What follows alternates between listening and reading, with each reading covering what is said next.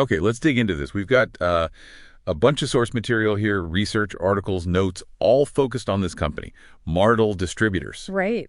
And the plan today is, well, to figure out what they actually do, who they work with, and really look closely at this one case study in the sources. It's a pretty surprising mix. It really is. High-level digital marketing meeting, like very local community stuff. Exactly. So first off, what is Mardel Distributors, according to these sources? Well, the material identifies them as a digital content distribution company. Pretty straightforward there. Okay. But the client list, that's where it gets interesting. It's incredibly broad. We're talking corporations, nonprofits, community groups, even Fortune 500s. Government agencies, too, I see. Religious groups, charter schools, civic leaders. Yeah, quite the mix. And the sources actually name some specific U.S. clients from, looks like 2012 to 2016. Oh. Lifeline of Ohio, Ohio State University, Fifth Third Bank, Ohio Department of Development Services, Hispanic Chamber of Columbus, Wright State University, Ohio Commission on Hispanic and Latino Affairs. It's a list. And politically, the sources mention both sides during that time. That's right. The material lists the Democratic Party, specifically President Obama's campaign, and the GOP with Mitt Romney.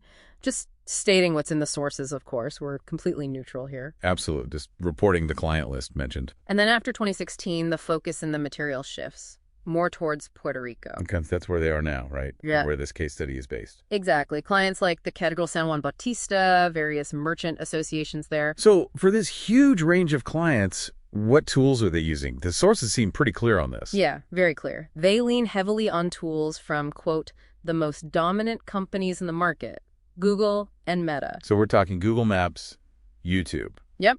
And Facebook, Instagram, running ads on Google, Instagram, Facebook, the usual suspects in digital marketing. And automation. Right. They mention account automation to save on employee costs. Standard practice, really, for efficiency. Okay, so let's pivot to that main case study.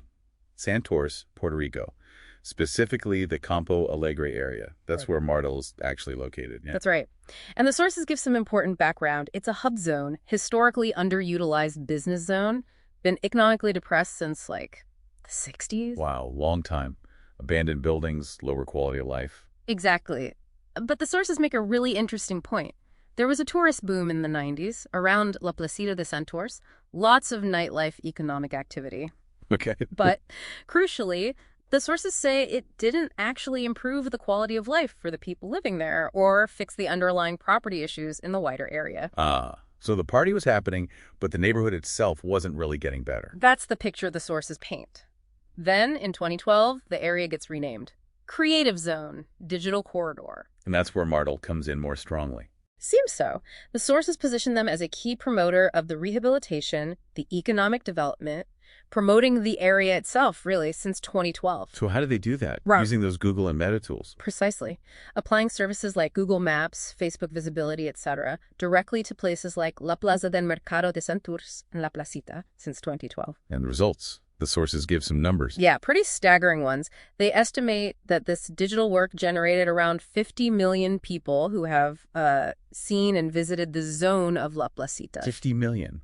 From digital promotion of a local market area. That's the claim in the source. There's apparently a report available. It shows the scale, right? Yeah. Applying these tools hyper-locally, but achieving massive reach. And more recently, like 2022. Yeah, the sources highlight that the Google listing for La Placita was getting 1 million organic visits monthly. Organic, so not paid ads, just people finding it. Right. Pure search visibility driving potential foot traffic. And it hit #1 on TripAdvisor. That's tangible. Definitely.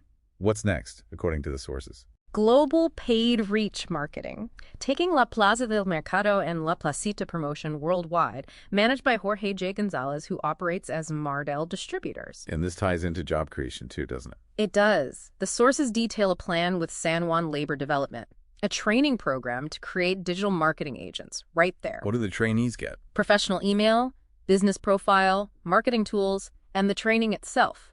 The idea is high potential for jobs because clients need these services across San Juan, across the island. Any specific number? Estimate of 10 jobs just within La Placita itself is mentioned. Okay, so stepping back, what's the core purpose driving all this based on the material? The stated goal is, fundamentally, contributing to the area's rehabilitation, boosting community development, improving quality of life for residents. And acting as a bridge. Yeah, a Right. link between the merchants, the market vendors, they call them placeros, and the Puerto Rican government.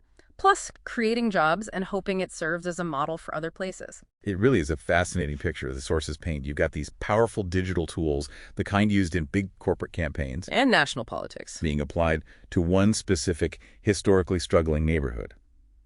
And the sources are claiming tangible results, visibility, visits, potentially jobs. Which really makes you wonder, doesn't it? So here's something to chew on. What does this specific case study suggest to you about the power of really targeted digital strategies to maybe drive hyperlocal change? Yeah. Could a model like this actually work elsewhere? Definitely something to think about.